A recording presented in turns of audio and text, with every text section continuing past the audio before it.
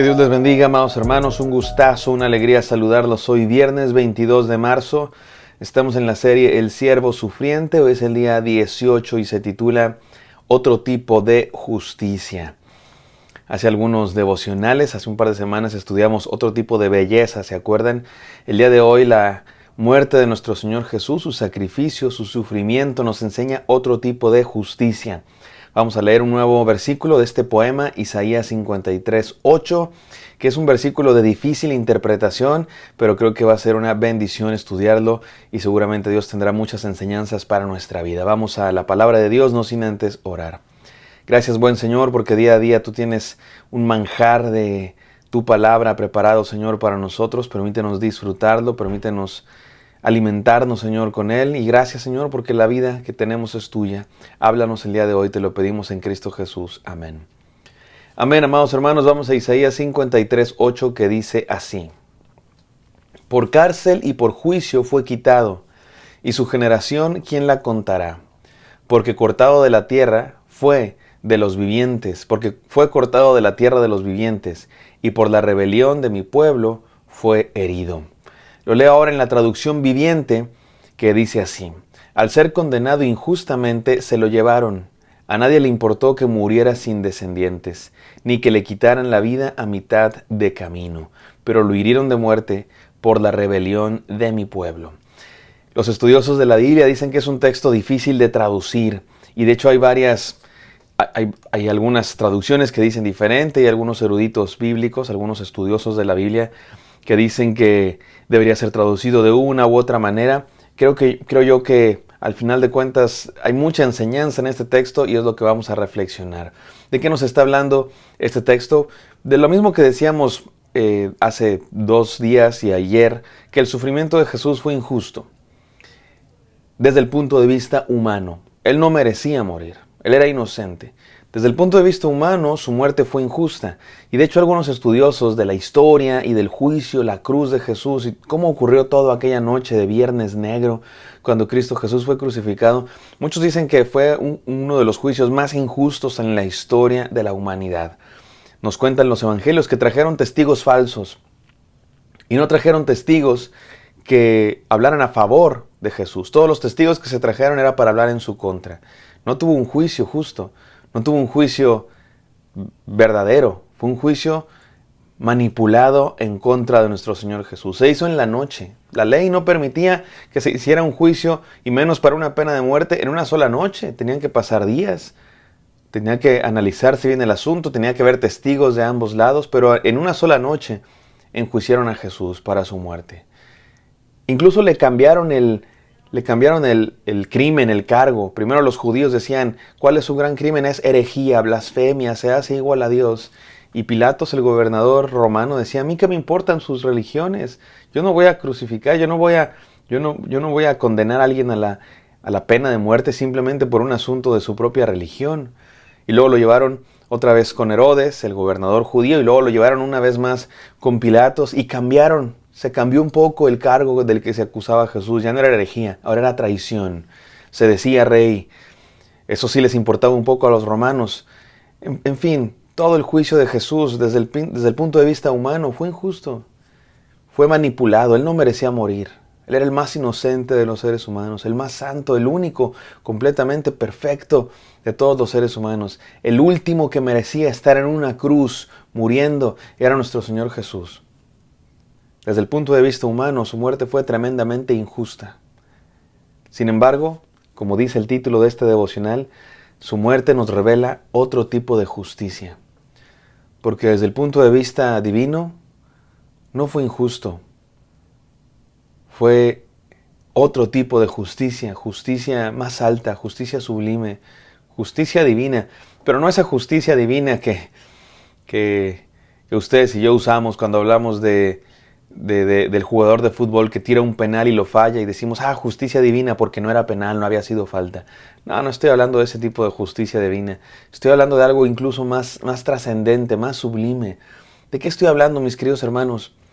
Pues otra vez del tema que se ha repetido una y otra vez en esta serie de devocionales, el intercambio que existió entre Cristo Jesús y nosotros. Lo voy a decir con varias palabras. El intercambio el sufrimiento vicario. ¿Qué es eso de sufrimiento vicario? Cuando alguien sufre por otro. Le tocaba sufrir a uno, pero el que sufre es otro para que ese uno no sufra. La sustitución penal. Éramos acusados, éramos culpables, pero alguien tomó nuestro lugar, sufrió nuestra condena para que nosotros fuéramos liberados. La muerte en nuestro lugar. El amor sacrificial de Cristo Jesús. De esto nos habla este texto. Y nos habla de la realidad de su muerte. Dice la Nueva Traducción Viviente, al ser condenado injustamente se lo llevaron y a nadie le importó que muriera sin descendientes. Y su generación, ¿quién la contará? Dice la Reina Valera. ¿Qué significa eso? Hay 4 maneras de entender esta frase. Y su generación, ¿quién la contará? ¿De qué está hablando el profeta? ¿Qué es lo que quiere decir? Los eruditos dicen que pueden ser una de 4 cosas, o 2, o 3, o las 4. Así es que las enseñanzas de hoy tienen que ver con 4 posibilidades de lo que significa esta frase y su generación, ¿quién la contará? Hay quienes dicen que tiene que ver con la indiferencia de la gente. Como que su generación no estaba interesada en lo que le estaba pasando a Cristo Jesús, al siervo sufriente. Murió, ya. A nadie le importó, como si crucificaran a uno más. El Imperio Romano crucificó muchas personas, especialmente sediciosos, traidores, agitadores, gente que estaba en contra del poder de Roma. Y a lo mejor para los soldados romanos era un crucificado más. No era un crucificado más, era el Hijo de Dios, crucificado por nosotros. Pero hay quien dice que esta frase, su generación, ¿quién la contará?, habla de la indiferencia de la gente. Esto nos enseña acerca de el amor inmerecido de Cristo Jesús. El amor inmerecido de Cristo Jesús. Incluso, escucha esto, incluso por aquellos que lo crucificaban. Esto es una de las cosas que no deja de sorprenderme de la pasión de Cristo, que Él desde la cruz pidió, oró por aquellos que lo estaban crucificando. Oró por sus verdugos, oró por los que lo maltrataban, diciendo, Padre, perdónalos porque no saben lo que hacen. La indiferencia de la gente nos habla del amor inmerecido de Cristo Jesús, que pidió incluso por los que lo crucificaban. Segunda opción, su generación, ¿quién la contará? Hay quienes dicen que tiene que ver con la equivocada interpretación de su sufrimiento. ¿Se acuerdan que habíamos dicho hace algunos devocionales que es probable que la gente que vio sufrir al siervo sufriente, en un primer lugar pensaran que estaba sufriendo como castigo de Dios por sus propios pecados, o sea, por los pecados del siervo sufriente? Como si la gente estuviera diciendo, bien se tenía merecida esa cruz. Se merecía que los crucificaran. ¿Sabes que cuando Cristo Jesús murió en la cruz, había gente que eso pensaba? La gente pedía, crucifícale, crucifícale. Y Pilatos, queriéndose lavar las manos, decía, ¿a quién quieren que les libere? ¿A Barrabás o a Jesús? Y la gente decía, queremos que liberes a Barrabás. ¿Y a Jesús qué quieren que haga con él? Crucifícale, crucifícale. Nosotros somos Barrabás. Nosotros estábamos encarcelados, aprisionados del pecado, listos para morir. Pero Cristo Jesús tomó nuestro lugar para que nosotros fuéramos liberados. En el caso de Barrabás, podemos decir que Jesús murió por él 2 veces. Murió por él en la cuestión legal, ahí material, física, porque Barrabás fue hecho libre, porque Cristo Jesús murió en su lugar, porque el pueblo lo pidió. Pero también murió por sus pecados. Ahora sí que si Barrabás no se convertía a Cristo, ya era mucho, ¿no? Hay quienes pensaban en aquel momento que Jesús estaba muriendo por sus propios pecados. Dios lo estaba castigando, y no era así. No era así.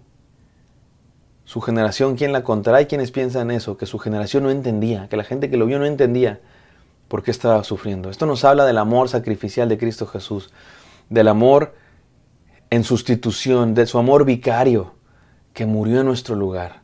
Número 3, hay quienes dicen que este asunto de su generación, ¿quién la contará?, tiene que ver con lo indescriptiblemente mala que es una generación, o sea, un grupo de personas que infringen esa clase de dolor sobre alguien, especialmente sobre alguien inocente. Jesús estaba muriendo por los pecados de una generación malvada, y aquellos estaban matando al Hijo de Dios, al Mesías, al Señor Dios Todopoderoso hecho hombre. Es la injusticia en términos humanos más grande que ha existido en la historia de la humanidad, pero que nos revela otra justicia.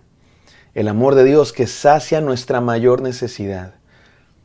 En aquella generación abundaba el pecado, también abundó la gracia de Cristo Jesús, porque Cristo Jesús murió hasta por la generación más mala. Hasta por los seres humanos más perdidos, Él murió por ellos. Y si se arrepienten y creen, pueden venir a sus brazos.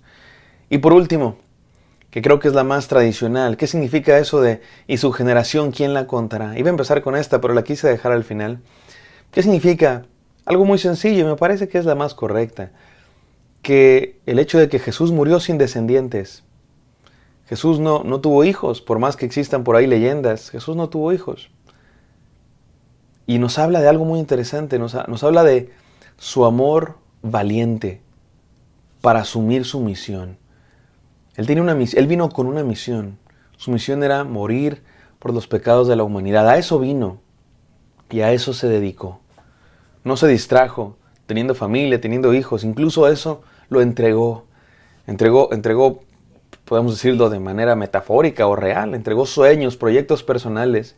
No se dedicó a viajar por el mundo, no se dedicó a tener hijos y familia, no se dedicó a jugar juegos, se dedicó a su misión. Vino con una conciencia y una convicción de su vocación. Él vino a morir por nuestros pecados y a eso se dedicó.